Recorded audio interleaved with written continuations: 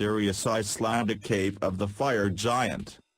Even as our world moves on and charges out into the future, there are some places on our planet that have mysteries and secrets firmly and adamantly buried in the past, hiding away from the light of discovery and the eyes of civilization. Such locations and their ancient peoples, when uncovered, often serve to baffle and confuse, as we try to piece together a picture of them and look into their strange world with only the fragments and pieces they have left behind.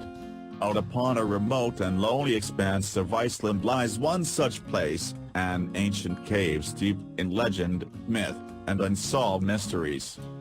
Out across the cold landscape of western Iceland, just a few hours' drive from Reykjavik, lies a vast field of lava tubes called Hólminn,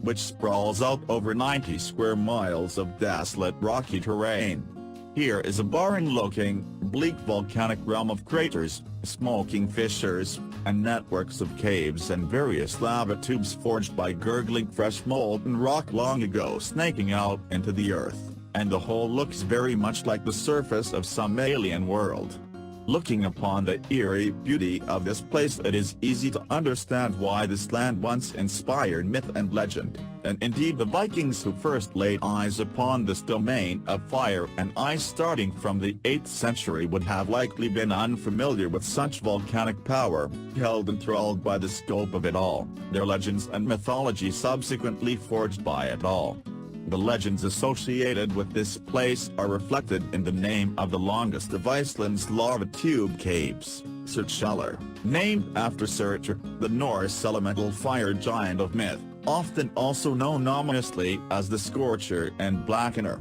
who was prophesied to be the one who will at Ragnarok at the end of time to raise the earth with a fiery sword and destroy all life. The cave Surtr stretches into the earth for about a mile, with jagged walls that can span up to 40 feet in diameter, and with a ceiling that ranges from 2 to 10 meters in height. It is a spooky and rather treacherous place to enter, its floor eternally covered in ice and sharp volcanic rock, all enveloped in perpetual darkness, occasionally sliced though by light stabbing in through several natural skylights caused by ancient caves. Throughout the complex can be found lava tubes, natural caverns, eerie cave formations known as speleothems, and the side caves Vigiskeller, meaning fortress cave, and Beitneheller, bones cave. It is all a rather breathtaking view to take in when illuminated, but besides its unearthly beauty, Surtr is also known for its many legends, colorful history, and ancient mysteries. The Norse people of the region long considered it to be a land of lumbering Jotnar, or giants, and the dark confines of Surtr to be the lair of evil spirits and ghosts, and those who would penetrate down into the gloom were often warned away, as those who entered were said to never be seen again, taken away to be devoured by these spirits. Old legends even claim that the mighty fire giant Surtr himself resided here in the depths, along with his devastating powerful sword of fire and will to destroy all he sees. This talk of vengeful supernatural forces did not dissuade outlaws in the 10th century from supposedly using the cave as a place to band together and eke out a living despite the scary myths, or perhaps because of them, as he would willingly go looking for them in a haunted cave. Banished from society, these outlaws then are said to have fortified the caves, made them a home, and used this place as a base of operations from which to make raids into nearby farms and towns, taking their loot and livestock to scurry away back down into the dark, dank depths. These outlaws apparently left behind evidence of their existence in the form of numerous bone piles found throughout the cave, always from domesticated animals, and every last bit of marrow removed and the bones oddly not scorched by cooking fire, as well as various man-made objects such as doorways and fortifications. However, for as interesting as this history as a bandit hideout is, there are deeper archaeological mysteries to be found here in the cave of the fire giant as well. One such mystery is the presence of a massive wall measuring 40 feet across, 15 feet high, and composed of enormous stones, each around 4 tons in weight. It would have most certainly have been a daunting project to undertake in the cold eternal blackness of the cave, and archaeologist Kevin Smith, from Brown University, who was one of the first real researchers to investigate Suchella along with colleague Guthmund Durlafson, has said of the enigmatic wall. This would have been raised in the dark, well above people's head height, totally sealing the cave. There's not a doorway through it, there's not a ladder way up through it, it's the largest stone construction from the Viking Age in Iceland. The amount of labor and effort that had to go into the construction of this wall suggests that it is a work of many men and that it probably served as a fortification to stop intruders. When a ragtag bunch of outlaws really go through all of the effort to build such a wall, and if so, how did they do it? No one really knows. Within the cave is also another inscrutable and enormous man-made structure in the form of what seems to be some sort of hall, with entrances on each side and niches carved into the walls for unknown reasons. There is also a strange oval arrangement of stones in the side cave called Vigiskeller, 22 by 11 feet in dimension and with the stones piled a few feet high, arranged in a pattern reminiscent of the shape of a Viking ship, beside which was a pile of animal bones that had been broken and hacked up. The anomalous structure looks almost like it could have been some form of enclosure, perhaps even a house or an area for gatherings or rituals, but no one really knows for sure, adding to the mystery and allure of the cave.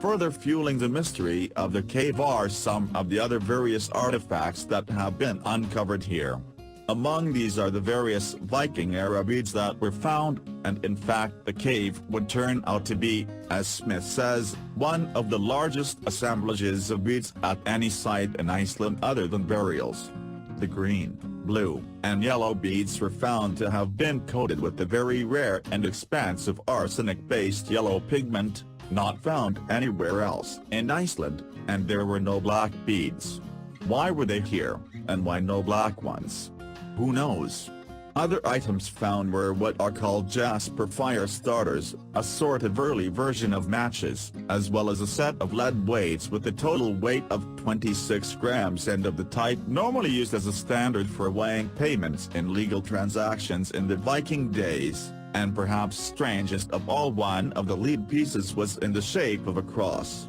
a very rare and early sign of Christianity in this snow-swept isolated land. It was also found that the fragments recovered from the various bone piles scattered about had been composed of hundreds and hundreds of animals and deposited over the course of approximately 80 to 100 years, making it all rather odd indeed. An interesting find by Smith and his team is that, although Suchella is said to have been inhabited by humans, there is very little evidence to show that this was ever a permanent residence at all.